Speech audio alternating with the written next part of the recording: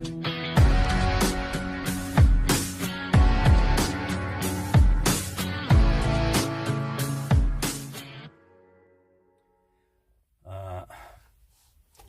вот 27-го у тебя случилось какое-то происшествие. По этому поводу я бы хотел бы от тебя услышать то, что ты рассказал сейчас мне, то, что ты рассказал полиции, что вот ты на видеокамеру это рассказал. Во-первых, давай представься, как тебя зовут? Я Мализа Микаэль, Микаэль. живу в Германии.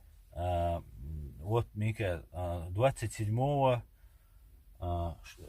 подробно, во сколько часов, где, как, что случилось, расскажи, пожалуйста. 27 числа ночью, 11 часов, я, отсюда, где я живу, недалеко от магазина, сидел интернет, там интернет нормально. Сидел, интернет давил, в ютубе я там смотрел.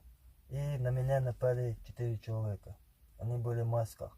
Когда я сидел, они напали на меня. Откуда они появились? Они из-за магазина, из-за стены магазина, оттуда. Из-за угла? Да, из-за угла. 23 вечера это было? Да, 23 ночи вечером. Вечером, да. Ты об этом сообщил в полицию? Да. Экихарту Маасу ты сообщил, да? Экихарту Маасу. Потом я от них, успел я от них дальше чуть-чуть отойти, короче. Я отошел дальше. Без свет, короче. Они начали подходить ко мне.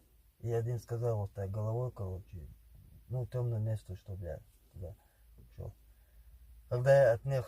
Во что они были одеты, Микаэль? Они, помню, маска были разные, одеты, штаны, куртки разные были у них. Маска были все. Черные, светлые, да, темные? темные, светлые, что-то вот так.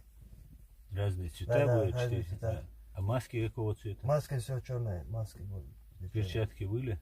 Перчатки не было, я не видел. А в руках что-нибудь у него было? Короче, они ко мне подошли, один взял пистолет, вот оттуда взял, короче. Откуда? Из-за пазухи? Да, взял и передернул, короче.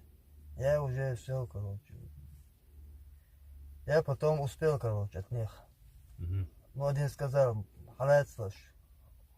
Халецлаш, держите. Да, держите, это по-русски. Держите его. Держите. Я не думаю, что они меня хотели убить. Я думаю, что они хотели меня похитить. Почему ты так не думаешь? Если они хотели убить, они убили бы сразу. Один человек подошел бы, сюда бы, все ушел бы. Четверо? Да, 4. А ты можешь описать этих людей? Какого вида, рост, вес, толстые, худые? Они не толстые, не худые, средние были они. А рост? Рост 1,70 м, вот так, 1,80 м, вот так. Средний роста был. 4 человека. Ага. Дальше что произошло? Ты от них убежал? Отбежал? Я от них... Отбежал? Да, где свет, короче. Они потом ко мне не подошли, уже машина, уже дорога машина, где машина, заправка недалеко была. Уже люди, короче, ничего не сделали, уехали. Стрелять тоже не стали? Да, стрелять. А ты видел, куда они ушли? Они задом, как они пришли, так ушли. Машину ты не видел? Машину не видел. Ты сообщил об этом случае в полицию? Я сразу сразу позвонил. Кому, скажи, как кто? У тебя название организации, где он, кем, кто этот Маас?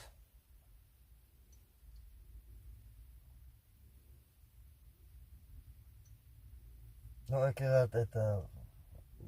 Экихард Маас. Да, Экихард Маас. Он руководитель Deutsche Kaukasische Gesellschaft, да? Номер телефона, прочитай, что это. Номер телефон плюс... В Берлине, да? Да, плюс 49, 30, 44, 57, 006. Ага. И еще мобильный, плюс 49, 171, 177, 35, 43. Ага, это... ты ему сразу об этом сообщил? Да, я ему сразу об этом. Что он сказал? Он потом сказал все. Он полиции передал? Да. Ты ходил в полицию, писал заявление? Да, ходил в полицию, написал заявление. Отреагировала нормально полиция? Да. Вот что бы ты сейчас хотел бы, вот ты для чего вот это видео сейчас готов записываешь, для чего? Я хочу, чтобы правозащитники, журналисты, чтобы они привлечь внимание и призываю их, чтобы они меня... Ты считаешь, это угроза реальная? Да, угроза реальная, угроза. Это угрожает твоей жизни? угрожает моей жизни, угрожает.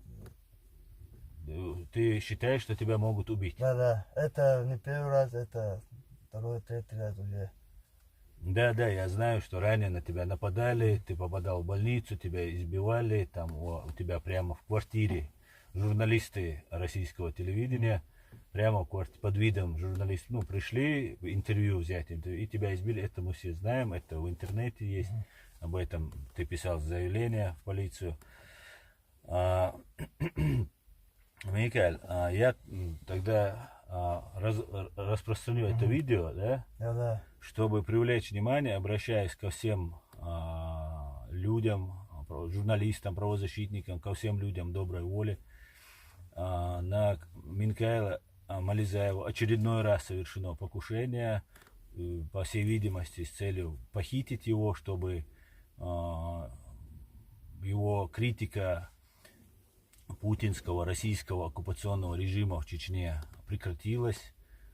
Видимо, он должен был снять видео извинениями, чтобы морально сломать его самого и всех, кто находится под этим страшным гнетом.